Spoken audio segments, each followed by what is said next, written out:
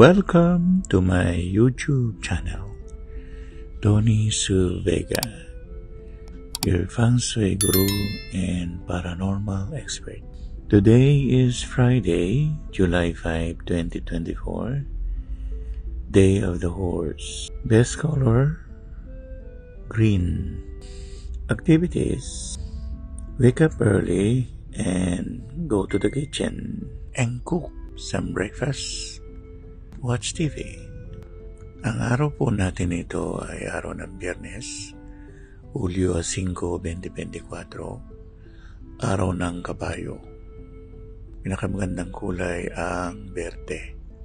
Sa araw na ito, pinakamaganda ang magpunta sa kusina at magluto doon.